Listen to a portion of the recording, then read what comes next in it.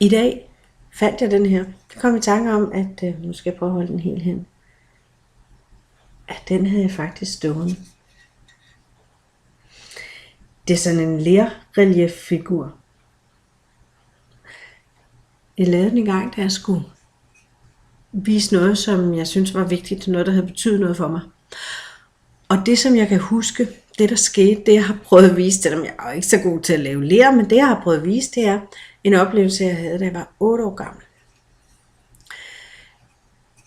Dengang jeg var 8 år gammel, der flyttede vi. Og jeg boede i et helt nyt hus med en helt ny have, hvor træerne var små bitte, og der var en etage i huset. Og så flyttede vi hen til det her hus, der var rigtig gammelt. Det var 3 etager. Der var kælder, og der var stueetager, og der var første sal. Noget af det, jeg rigtig godt kunne lide, det var, at der var de der trapper, der var flere etager. Vi rushede ned. Så satte vi os på en madras, min bror og mig, og så tog vi fat i enden af madrassen og hævde den op og holdt den, så vi sad i sådan en skuffe, og så rushede vi hele vejen ned ad trappen. Det var ikke en god ting, men den bedste ting ved det her nye hus, det var haven. Den var gammel, den var fyldt med store træer, den havde masser af gemmesteder, og så havde den huller i hækken, så man kunne gå direkte ud på marken. Og så var der træer.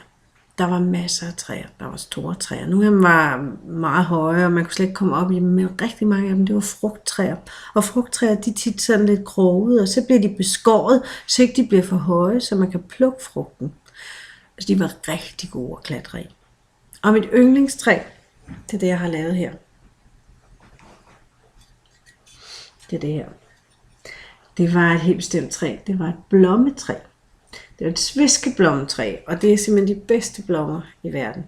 Helt mørke lilla, og de smager rigtig dejligt. Der klatrede jeg tit, og godt træ. Men en gang husker jeg særligt. Jeg var klatret rigtig, rigtig højt op. Der var så mange gode grene. Man kunne finde nogle steder, hvor man kunne sidde længe. Og jeg kunne se ud over marken, jeg kunne se ud over vejen, jeg kunne se ud over hele haven. Men måske var jeg lidt ukoncentreret, eller måske lavede jeg noget andet. Måske var der lidt vådt, så jeg gled. Men i hvert fald så faldt jeg. Og jeg kan bare huske stadigvæk den der fornemmelse af, at der var bare for det første rigtig langt ned. Jeg tror, jeg var rigtig højt op. Og jeg faldt og hang der i den fri luft, og jeg synes bare, jeg kunne forestille mig, hvor det ville gøre, når jeg landede nede på jorden. Men det gjorde jeg så ikke. Jeg landede ikke på jorden. Jeg landede lidt anderledes. Jeg landede nemlig på en gren. Det er mig, der sidder der. Og den gren var netop en af de der beskårede grene. Så det vil sige, at jeg sad, dinglede, holdt balancen, fordi bagved mig, der var hele træet, træstammen og alle de andre grene. Og foran mig, der var grenen skåret af, og der var bare fri luft. Og der var langt ned. Jeg sidder der, og der er utrolig langt ned. Og jeg vidste ikke, hvad jeg skulle gøre. Der var ingen sted, jeg kunne få fat. Der var ingenting, jeg kunne gøre, synes jeg. Og alligevel så var der én ting, jeg kunne gøre, og det gjorde jeg. Jeg råbte alt, hvad jeg kunne.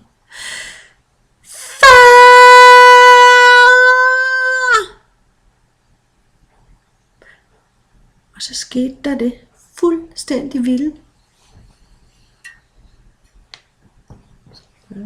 Og min far, han kom løbende. Og han greb mig. Inden jeg faldt ned, inden jeg mistede balancen, så nåede han at være der. Greb mig. Og så var det ligesom om, at efter den gang, så klatrede jeg bare.